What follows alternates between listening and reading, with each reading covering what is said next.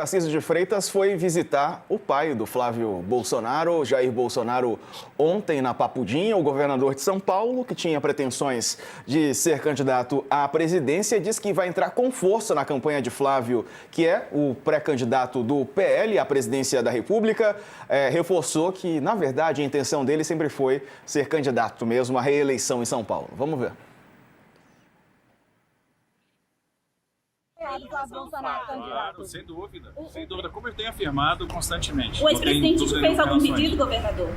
Não, assim, como eu falei, a gente conversou com amigos, a gente vai estar empenhado neste projeto, vamos entrar muito fortes, muito unidos, agregando mais pessoas, agregando mais gente, e falando de perspectiva, falando de projeto para o país, falando de pontos que são importantes para a gente resolver. Bom, o Ronilson, agora para o Tarcísio foi o que restou também, né? Pois é, com muita resistência, eu acho que até com um certo constrangimento, mas agora é a alternativa que tem, né? E o Tarcísio tem sido cobrado, né, pelo campo bolsonarista de um maior endosso, de uma maior defesa pública da candidatura do Flávio Bolsonaro, e o Tarcísio está cumprindo o roteiro, né? Foi lá não apenas para ouvir o Bolsonaro, para manifestar o seu endosso total à candidatura do Flávio e, de alguma maneira, o que assegura também. É claro que ele tem uma candidatura muito consolidada, né? Ele é favoritíssimo ali na reeleição ao governo do Estado, mas mantém ali o campo, né, do bolsonarismo próximo, né? E agora é o movimento que tem. Se não tem outra alternativa, se não tem a alternativa de ser candidato a presidente, se não há mais o que fazer, porque a candidatura à presidência pertence, parece que é a propriedade da família Bolsonaro, manter o apoio de Bolsonaro e do bolsonarismo na sua gestão em São Paulo.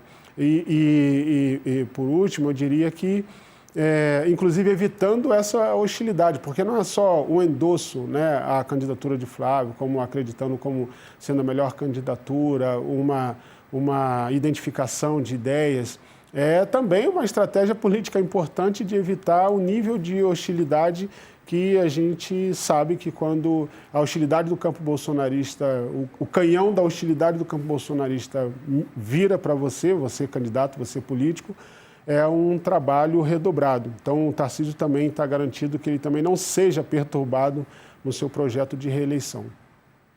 A seguir falaremos sobre a movimentação entre progressistas para tentar a reeleição do presidente Lula e também as últimas do PT. Vamos conversar com o presidente do partido, Edinho Silva, logo depois do intervalo. Fica aí. Enquanto isso, aqui para o YouTube, Josias e o Tarcísio de Freitas indo ouvir a profecia do Bolsonaro.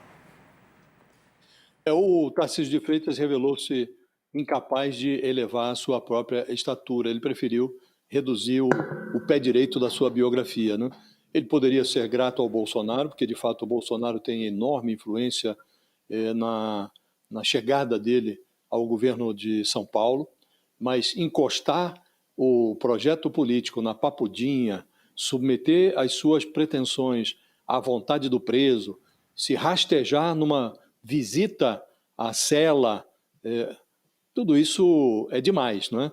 E mostra a que ponto chegou o governador de São Paulo, o estado mais rico, mais poderoso da federação. E poucas cenas são mais ilustrativas sobre esta submissão do Tarcísio de Freitas do que um almoço que ocorreu na véspera dessa visita do governador à Papudinha. Ele recepcionou na ala residencial do Palácio dos Bandeirantes o Carlos Bolsonaro. E numa postagem nas redes sociais, o filho do Messias preso revelou que foi ao Tarcísio depois de obter o aval, a autorização do pai, dos irmãos, para visitar o governador. E ele se referiu nessa postagem ao seu anfitrião, ao Tarcísio, como eterno ministro, que é um eufemismo para um subordinado permanente do ex-chefe, do Bolsonaro.